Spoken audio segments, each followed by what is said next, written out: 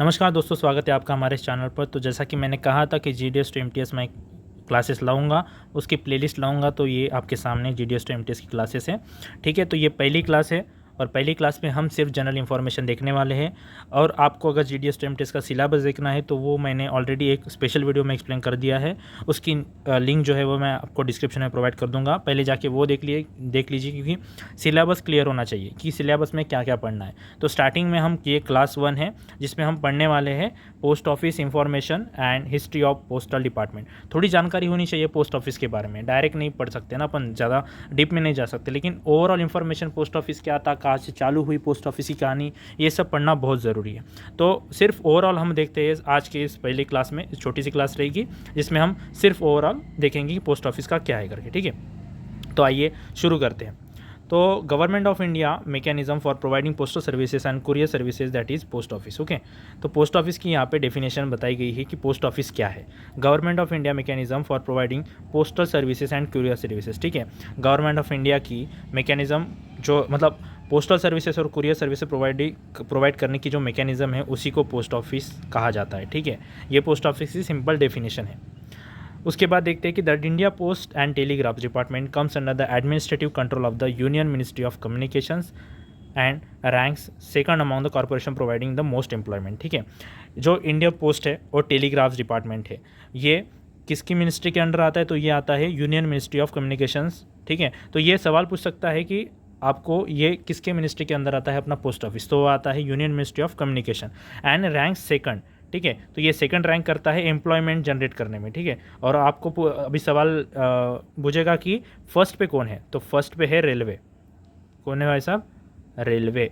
ठीक है, so first पे है रेलवे डिपार्टमेंट एंड सेकंड आता है पोस्टल डिपार्टमेंट, जो सबसे ज़्यादा एम्प्लॉयमेंट जनरेट करता है या फिर सबसे ज़्यादा एम्प्लॉयमेंट प्रोवाइड करता है। ठीक है, आगे बढ़ते हैं।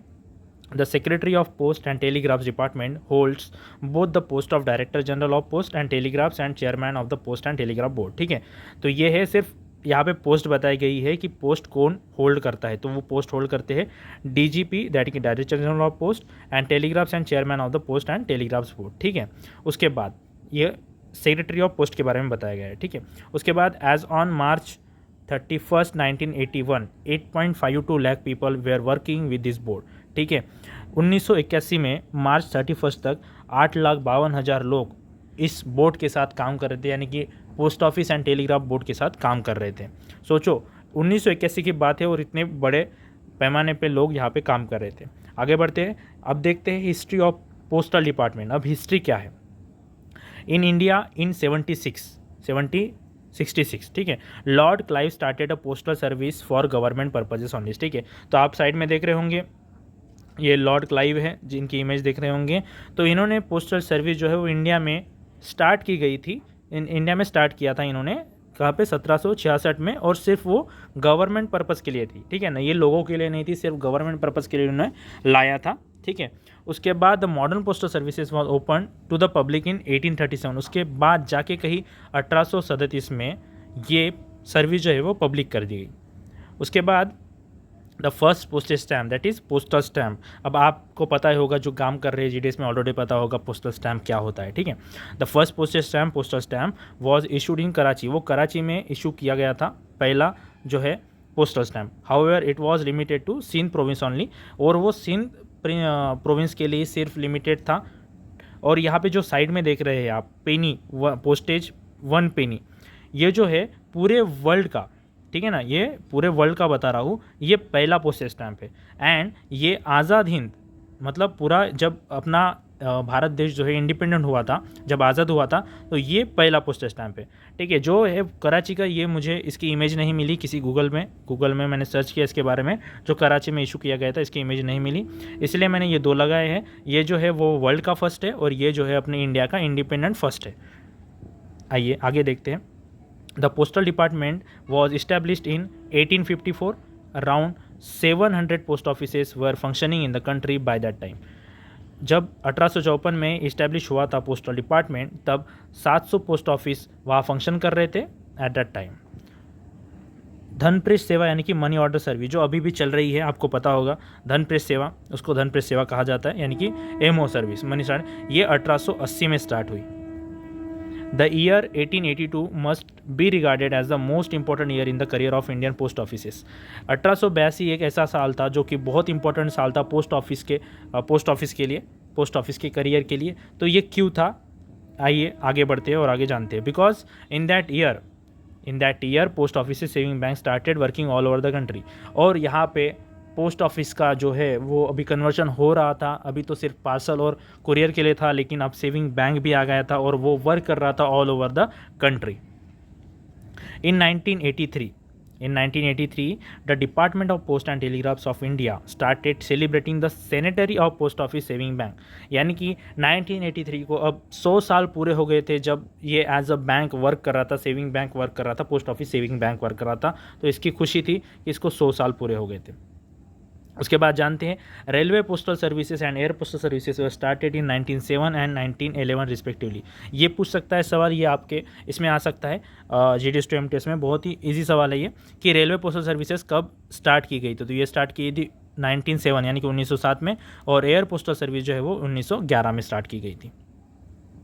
आगे चलते हैं। From then until now significant progress has been made in the postal system।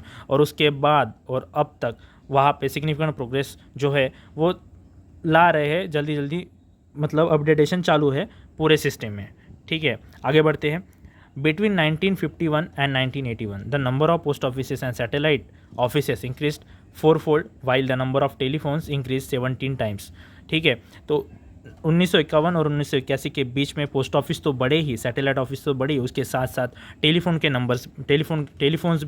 की संख्या भी बढ़ गई, वो भी 17 गुना। उसके बाद कस्टमर डायरेक्ट तबगड़ी सेवा यानी कि सब्सक्राइबर ट्रंक डायलिंग सिस्टम। अब सब्सक्राइबर ट्रंक डायलिंग सिस्टम ये अगर बोलूँगा इतना बड़ा तो आपको समझेगा नहीं, लेकिन एक छोटा सा मैं वर्ड लिखूँगा, that is subscriber trunk dialling system यानी कि STD। जी हाँ, सही सुना आपने, ये STD है, कोई बड़े बात नहीं है। सब्सक्राइबर ट्रंक डायलिंग सिस्टम ये सुन के मुझे भी पहले अजीब सा लगा था, लेकिन यही है, तबकड़ी सेवा जो है वो STD है। ठीक है, ये STD है। तो कस्टमर डायरेक्ट तबकड़ी सेवा that is subscriber trunk dialling system was introduced. ये कब इंट्रोड्यूस हुई थी? 1960 में, and currently in use in 198 cities. और ये 198 सिटी में अभी भी यूज़ में है। ठीक है, ये बहुत बड़ी बात है। और उसके बाद India is connected to almost all the countries of the world through sea shipping services. और इंडिया जो है बहुत सारे कंट्रीज़ को कनेक्ट है सी शिपिंग सर्विसेज के, मतलब एयर तो करते ही हम, बाय रूट तो करते हैं, लेकिन समुद्र, जहाज़ और पानी के ज़रिए भी सर्विसेज प्रोवाइड करता है इंडिया। फॉर ऑपरेशनल यहाँ पे कुछ मतलब नंबर्स दिए गए हैं। For operational convenience the country is divided into 15 telecommunication circle, 16 postal circle. देखिए अभी तो सर्कल्स जो है वो बड़े हैं, 23 सर्कल्स है, 16 ये डिवाइड कहाँ पे है वो बता रहा है सिर्फ। 16 postal circles, 17 civil post and satellites circles, 5 postal and satellite electricity circles and 30 telephone districts. Okay, उसके बाद फंक्शंस। तो पोस्ट ऑफिस क्या फंक्शन प्रोवाइड करता है ये भी जान लेते हैं इस वीडियो में। फर्स्ट, ये लास्ट पार्ट है अपना, फंक्शन जान लेते हैं, उसके बाद नेक्स्ट वीडियो आगे देखेंगे। ठीक है, उसके पहला है collection of licence fee for radio and television subscriber. तो ये कलेक्शन करने का काम करता है। सेकंड काम करता है operation of post office saving bank. ये तो पता ही है आपको, सेविंग बैंक जैसे बैंक आप पैसे जमा कर सकते हैं, खाता खोल सकते हैं, बहुत सारी स्कीम्स हैं पोस्ट ऑफिस में जो वर्क कर रही है, और स्कीम्स का वीडियो मैं अलग से प्रोवाइड करा दूंगा। उसके बाद आता है sale of national saving certificate and that is NSC certificate, आपको पता ही होगा, and postal life insurance as well as units of Indian unit trust etcetera.